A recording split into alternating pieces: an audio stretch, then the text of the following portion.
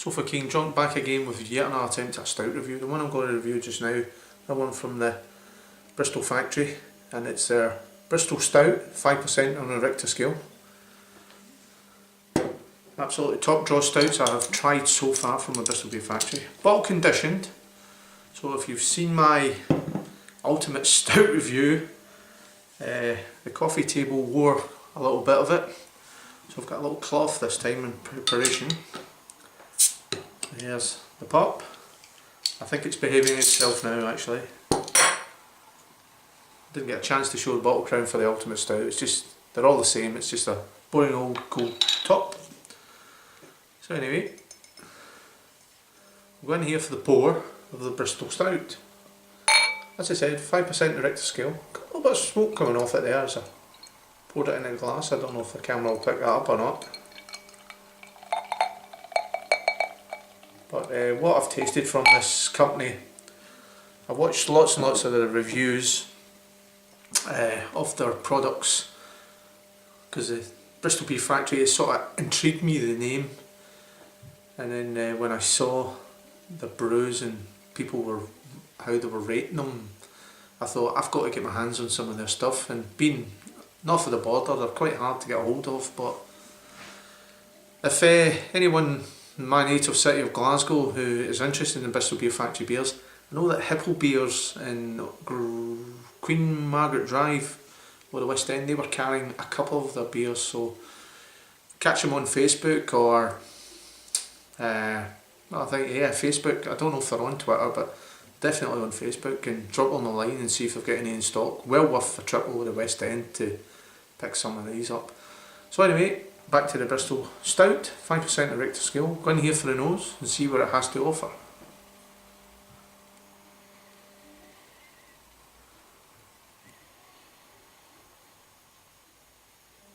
We're picking up a nice dry roasted coffee. A nice sort of, it's going to sound weird what I'm going to say this, but it sounds like an off type cream. There's a creamy off smell about it. I can't, the word is escaping me, the type of smell I get from cream. I don't mean it's absolutely horrible, it's different to what you would like put on a dessert, kind of a little bit more sour.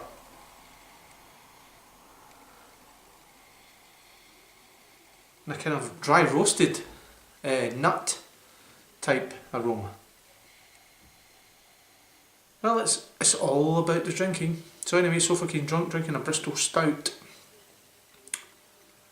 5% on the Richter scale. Sanjiva.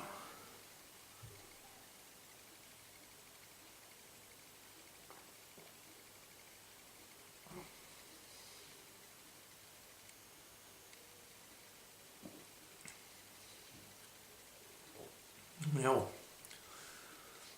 that is rather pleasant. Picking up mild chocolate. There is a sort of like dry roasted nut tingling sensation on the tongue. The sort of sensation you get when you've had a packet of dry roasted peanut and you kind of, you've got all the flavouring left at the bottom of the bag, which I personally like. You stick your finger in the bottom of the bag, you stick it on your tongue, you've got that kind of dryness that you get on the tongue. You've got that as well from this. A little bit of coffee.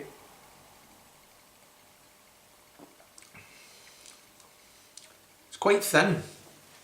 Very, very similar to, what would I say, well, like the Guinness Original, that kind of thinness, very dry, as I touched on with the nut. The coffee's there, a little bit of chocolate, there's a little bit of a,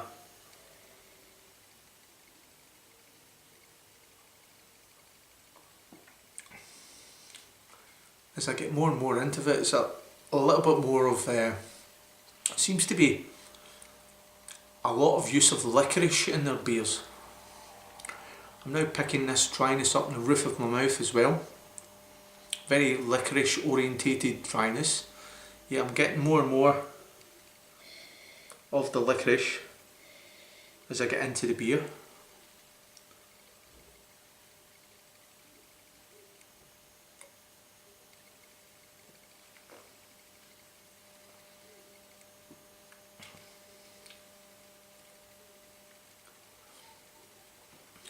Of course your dark bitter chocolate's there as well, and your coffee, which are always in, pick up these flavours in the, but what intrigues me the most is the kind of nuttiness, licorice dryness it's leaving in the mouth, and it's kind of holding on to that.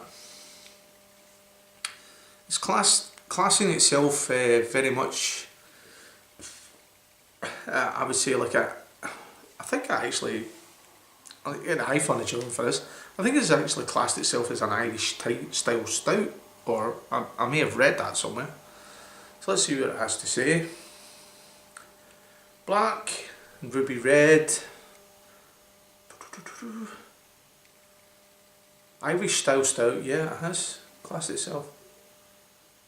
In 18th century, the British, no it's not, I tell a lie, in 18th century, the Irish, tired of importing porters and stouts from Bristol and London, started making their own stouts. A few hundred years later, the Bristol Beer Factory, tired of importing stout from Ireland, created a tasty blend of 7 malts to rival the flavoursome beers of this style. Yeah. It's certainly an interesting brew, to be honest. Wasn't expecting this kind of dry. It's obviously the licorice I'm picking up, but it's what's playing about in your mind, your taste buds. It's got the dry nut roastiness about it. I wish you could all share it with me. Maybe there's guys out there now who might be have tried this and they might know what I'm talking about.